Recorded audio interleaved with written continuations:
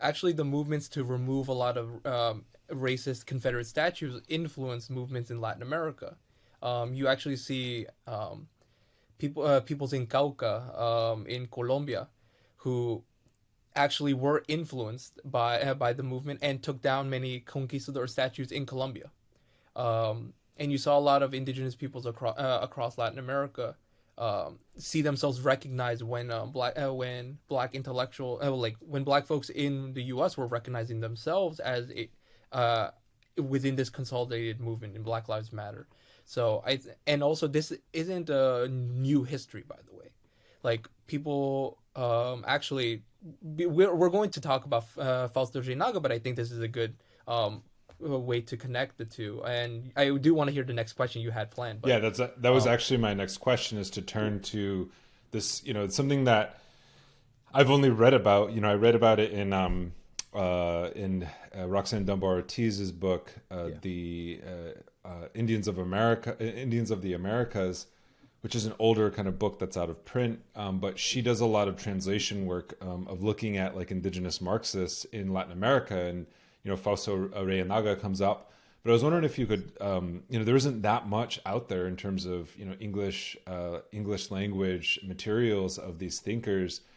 But if you could maybe like do like a brief overview of ideas of indigenous Marxists themselves, but also the idea of an indigenous socialism, because here in North America it just really hasn't taken root. Like if we compare struggles again, like to the Black Freedom Movement, there is a strong kind of Black Marxist socialist tradition, where in the American Indian movement as well as the Red Power movement, there was kind of an overt anti-communism that didn't really allow for a variety of reasons which we can get into later, but it just didn't have the same kind of resonance. But then you go south, there were indigenous thinkers, there were indigenous revolutionaries who were engaging with Marxism, some of them rejecting it, or some of them completely and radically reconceiving it for their own conditions of struggle.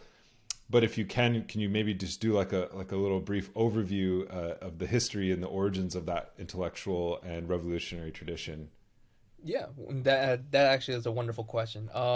In Latin America, you have a very interesting history. Marxism does come about during the primarily throughout like the 1910s, 20s, mainly in the 1920s from onwards. Before that, it was a lot of anarchist movements. So you had people like Ricardo Flores Magón in Mexico, and you had I always forget this guy's name, but he was the one who influenced Jose Carlos Mariátegui. But as I look up his name, he's the one in Peru. You have anarchist movements, both from a labor perspective as well as from an indigenous. And when I say indigenous, I don't mean like Ward Churchill's conception of indigenism as like a very radical movement, but indigenismo in the Latin American sense of trying to approach indigenous philosophies from an outsider but overall positive perspective. Um, and you do have so what you have here is that during the 1920s you do see a burgeoning Latin American Marxist movement that is taken on alongside the indigenista movement. So you had figures like Jose Carlos Mariátegui, and I'm saying it in English so people can look him up, who was influenced by the anarchist Manuel Gonzalez Prada. He's the one. He can be seen as like Flores Magon's counterpart in Peru, who wrote during the early 1900s, 1910s. Um, so going back to the 1920s, and sorry for jumping around a lot. I want to name drop a lot because I want people to be able to research this.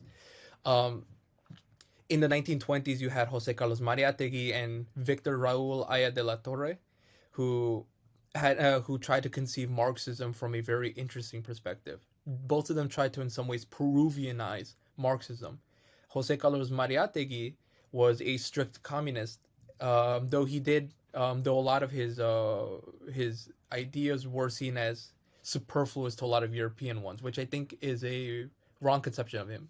So some ideas say of Inca communism. Mariátegui argued that Inca communism, or the communalist system that existed during Incan times, could be the basis for a new 20th century Marxism within the conditions of Peru during the 1920s.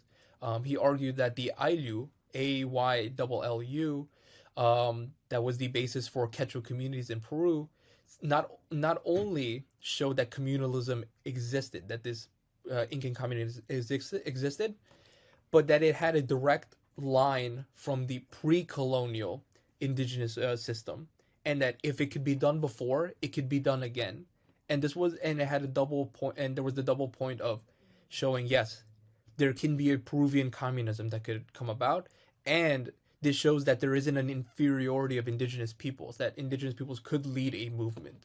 Um, and this actually goes against a lot of Lenin's ideas of the mirror and the mujiks, seeing them as like seeing those as too primitive to base a communism in Russia. And so you do see some conflicts that could come about there between the more traditional Marxist Leninism that you have and someone like Mariátegui, who himself was a Marxist Leninist but rejected some of those principles when it came to Peru's specific conditions. Aya de la Torre, he's very interesting because he tried to create a continental idea of Latin America needs to unify under an anti-imperialist broad front perspective. He also argued that imperialism was the first stage of capitalism in Latin America, that it wasn't the other way around. Like he tried to reverse Lenin, saying um, imperialism is the highest stage of capitalism, where he's like, no, the Spanish invasion was itself the first instance of imperialism, and it's what initiated Latin America or the Americas, Abya Yala. And Abya Yala, I mean in like I want to include North America in that too, to not recreate these types of colonial cultural borders between Latin and Anglo America, since indigenous peoples are colonized by both.